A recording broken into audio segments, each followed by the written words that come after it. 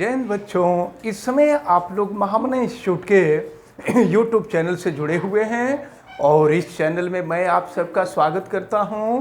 आज हम लोग class 9th mathematics Hindi medium NCERT book के चैप्टर 4 दो चरों वाले रैखिक समीकरण यानी linear equation with two variables के प्रश्नावली 4.3 के क्वेश्चन नंबर 6 को देखने जा रहे हैं। क्वेश्चन नंबर 6 को देखें, यह भी एक इम्पॉर्टेंट क्वेश्चन है। क्वेश्चन नंबर 6 दिया हुआ है बुक में, देखें आप। एक अचर बल लगाने पर, अचर बल माने बल कांस्टेंट है, वह बल जिसके मान में कोई परिवर्तन न हो, यानी बल का मान न तो बढ़े न ही घटे, तो ऐसे बल को हम अचर बल कहते हैं। एक अचर बल लगाने पर एक पिंड द्वारा किया गया कार्य उसके द्वारा तय की गई दूरी के अनुक्रमानुपाती होता है। देखिए, आपसे प्रश्न में ये कहा जा रहा है कि पिंड द्वारा किया गया कार्य उसके द्वारा चली गई दूरी के अनुक्रमानुपाती होता है। इस कथन को दो चरों वाले रैखिक समीकरण के रूप में व्यक्त कीजिए। इस कथन को दो चरों वाले रैखिक समीकरण के रूप में व्यक्त करना है। और फिर कहा जा रहा है कि यदि अचर बल 5 मात्रक ले करके इसका आलेख कीजिए। फिर आपसे कह रहा है यदि पिंड द्वारा तय की गई दूरी 2 मात्रक, फिर दिया है 0 मात्रक, तो आलेख से किए गए कार्य की गणना कीजिए। हम मान लेते हैं कि पिंड के द्वारा चली गई दूरी x और किया गया कार्य y है। हम मान लेते हैं, माना पिंड द्वारा चली गई दूरी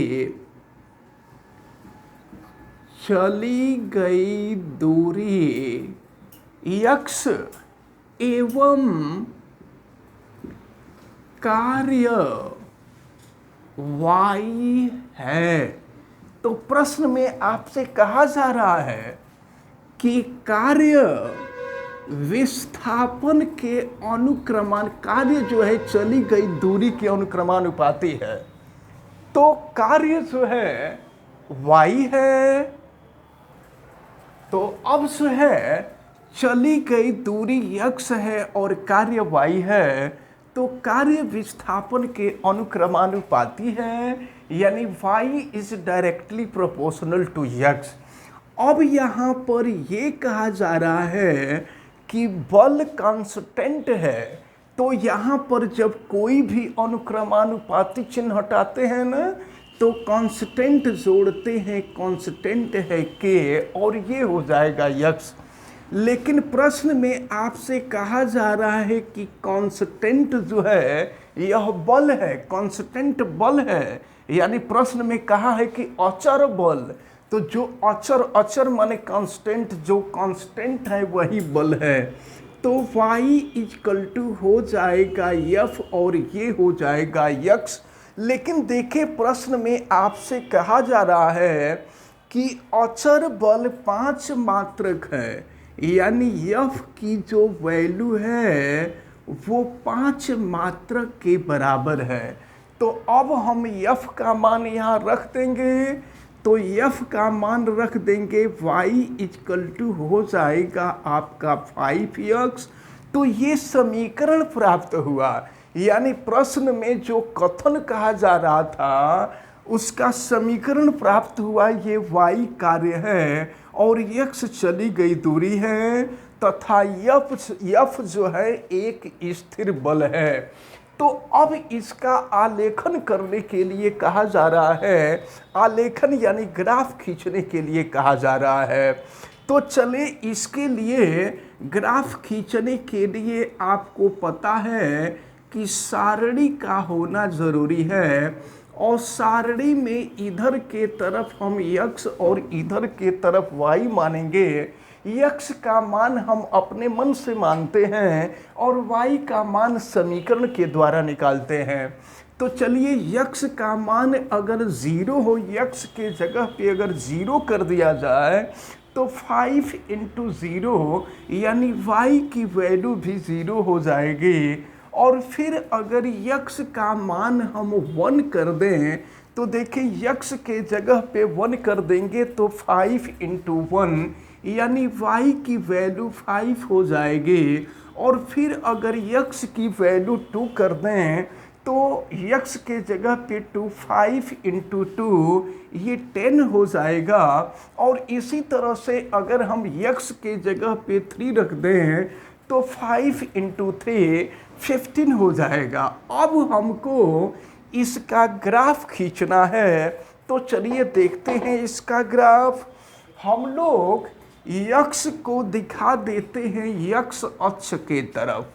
x को यानी चली गई दूरी को हम x अक्ष के तरफ दिखा देते हैं और फिर किए गए कार्य को हम y अक्ष के तरफ दिखा रहे हैं।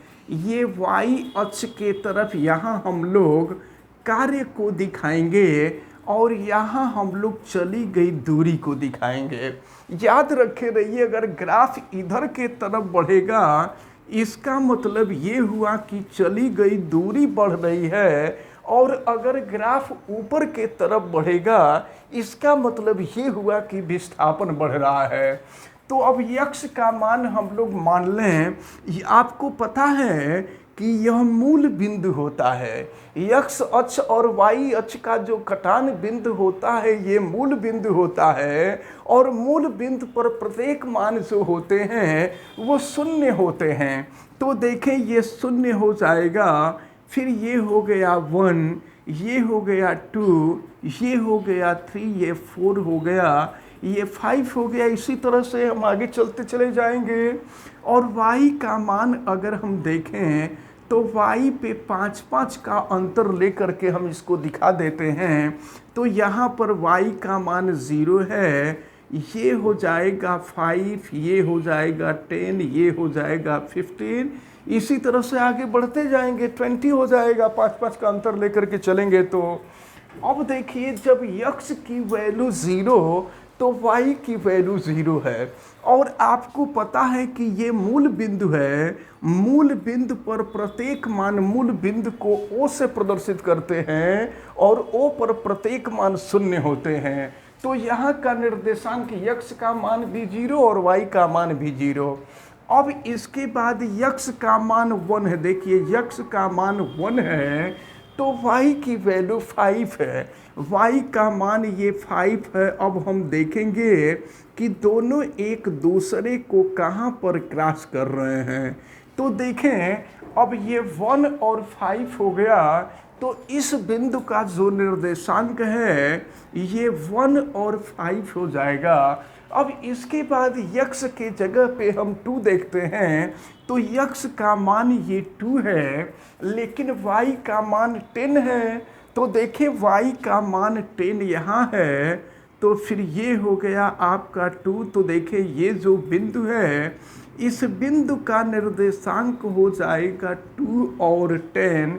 याद रखे रहिएगा, पहले निर्देशांक कहीं का भी निर्देशांक होता है ना, तो जो पहले मान होता है वो x का होता है और दूसरा वाला जो मान होता है वो y का होता है। अब इसके बाद x के जगह पे हम 3 रखेंगे तो y के जगह पे 15 हो जाएगा। तो ये 3 है और ये 15 है। फिर देखें एक दूसरे को कहाँ इंटरसेक्ट कर रहे हैं, तो ये पॉइंट हो जाएगा और यहाँ का जो निर्देशांक है वो हो जाएगा 3 और 15। तो इस प्रकार जो है आप देख रहे हैं ये x और y के मान के हिसाब से हम यहाँ पर बिंदु को देखे हैं कि वो बिंदु कौन कौन होंगे। अब हम लोग करेंगे क्या कि ये जितने भी बिंदु हैं इन बिंदुओं को हम मिला देंगे और देखें ये सीधी रेखा प्राप्त होनी चाहिए। इसलिए आप इसको स्केल और पेंसिल से मिलाएंगे, हाथ से मिलाएंगे तो हो सकता है कि सीधी रेखा न मिले। तो इस प्रकार ये ग्राफ मिल गया। प्रश्न में आपसे यही कहा जा रहा था कि अगर अचर बल 5 मात्रक हो तो 5 मात्रक लेकर के इसका आलेख प्राप्त कीजिए। अब देखिए, आपसे पूछा जा रहा है कि पिंड के द्वारा चली गई दूरी अगर 2 मात्रक और 0 मात्रक हो तो आलेख से किया गया कार्य ज्ञात कीजिए। आपको पता है कि दूरी x है और कार्य y है। तो देखें, जब x का मान 2 होगा, देखें जब x का मान 2 होगा तो y का मान 10 होगा। प्रश्न में आपसे देखिए, फर्स्ट पार्ट में यही आपसे पूछा जा रहा है कि जब दूरी 2 मात्रक है, ग्राफ देखिए, जब दूरी 2 मात्रक है तो जो पहले है वो x का मान है और जो बाद में है वो y का मान है। तो x जो है चली गई दूरी है और y जो है किया गया कार्य है। तो आपसे प्रश्न में यही पूछा जा रहा है कि अगर x का मान यानी चली गई दूरी 2 मात्रक है तो कार्य कितना होगा।